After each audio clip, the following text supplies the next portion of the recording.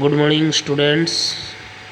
मैं Hindi teacher Shri Subol Kumar Das standard 6 के बच्चों के लिए जन्मदिन के बहाने लेसन 2 को पढ़ा रहा हूँ। ध्यानपूर्वक सुनो। मम्मी ने जब कमरे में प्रवेश किया तब अर्पिता और अर्चना चिंतित मुद्रा में बैठी हुई थी।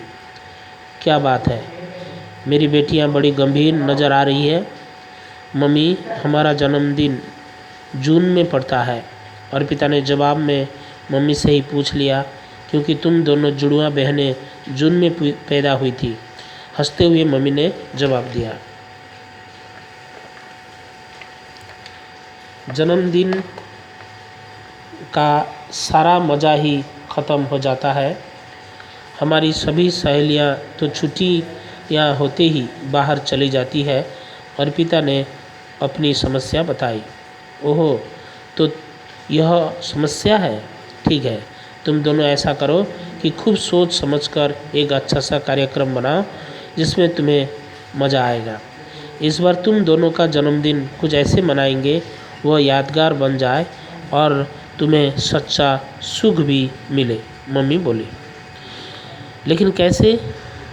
तुम लोग सोचो, कोई एक योजना तो बनाओ, फिर उसमें कुछ जोड़ घटा लेंगे। मम्मी उठते हुए बोली। वे उठ कर चली गई। नाश्ते के बाद तीनों के साथ बैठे। बताओ, तुम लोगों ने क्या कार्यक्रम बनाया है? मम्मी ने पूछा। बहुत अच्छा कार्यक्रम है, लेकिन आप उसमें कुछ और भी नहीं काटेंगी? अर्चना बोली।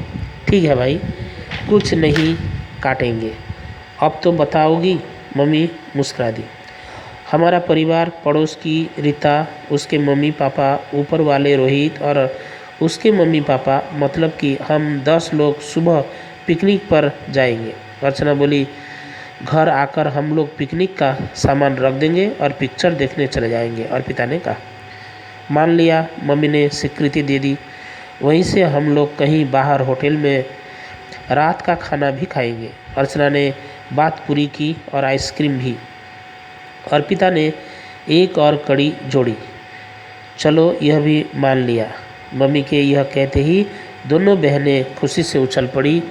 दोनों ने आगे बढ़कर मम्मी का गाल चूम लिया। यह तो था तुम्हारा कार्यक्रम, जो पूरा का पूरा मैंने मान लिया। अब इसमें भी कुछ जोड़ दूं? मम्मी ने पूछा। हाँ, लेकिन पूरा दिन तो निकल गया, आप कहाँ पर जोड़ेगी? अर्चना ने पूछा। एकदम सुबह। ठीक है, बताइए, अर्पिता ने कहा। तुम दोनों को पता है, हमारे घर ये जो लक्ष्मी काम करती है, इसकी छोटी सी बिटिया है। बीच में बात काटते हुए अर्चना बोली। हाँ, देखा है, कई बार घर भी आई है। उसका नाम कमलेश है।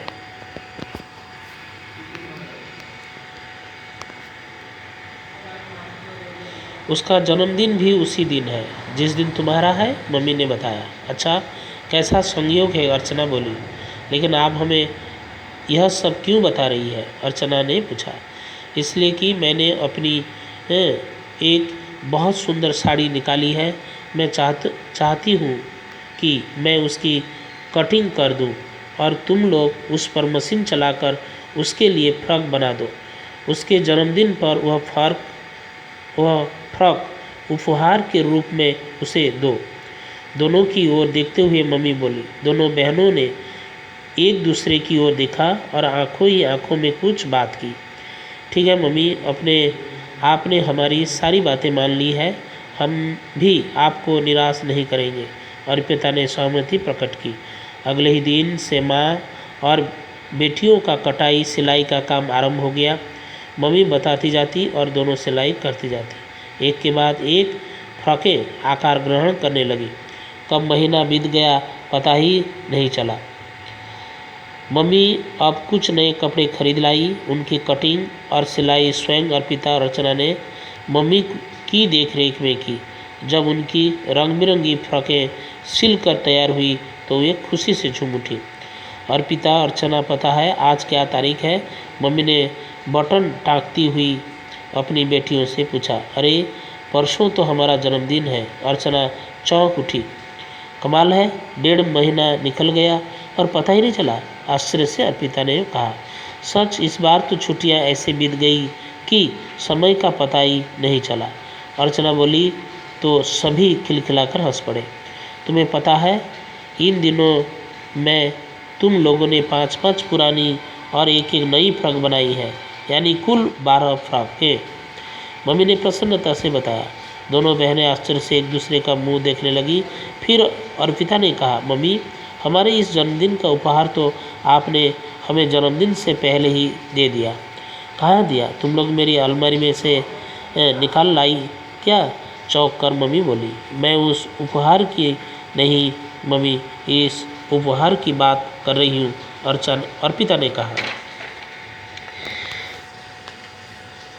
इस उपहार का मतलब? आश्चर्य से मम्मी ने पूछा। मम्मी, मैं आपके दिए इस सिलाई का ज्ञान की बात कर रही हूँ, अर्पिता बोली। अच्छा शैतान लड़की, मम्मी मुस्कुरा कर बिना नहीं रह सकी। जन्मदिन की शुरुआत एक अनोखे ढंग से हुई।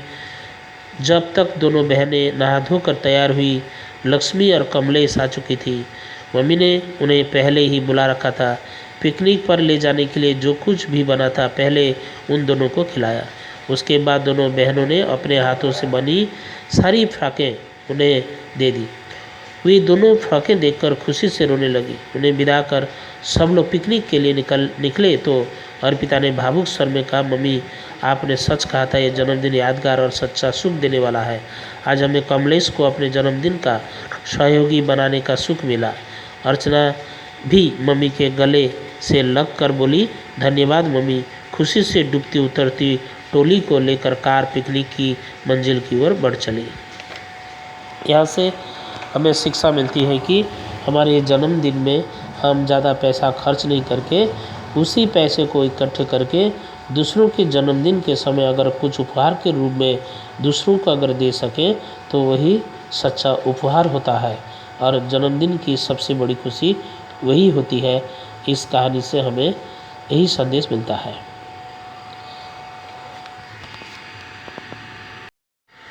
जन्मदिन के बहाने लेसन का क्वेश्चन आंसर मैं भेज रहा हूँ, आप लोग अपनी कॉपी में लिख लीजिए। जन्मदिन के बहाने कहानी के ग प्रश्न के उत्तर और घ प्रश्न के उत्तर इधर है। इसके बाद अंतिम 2 प्रश्न भी यहाँ है, तुम लोग यहाँ अपनी कॉपी में लिख लो और याद करते रहोगे।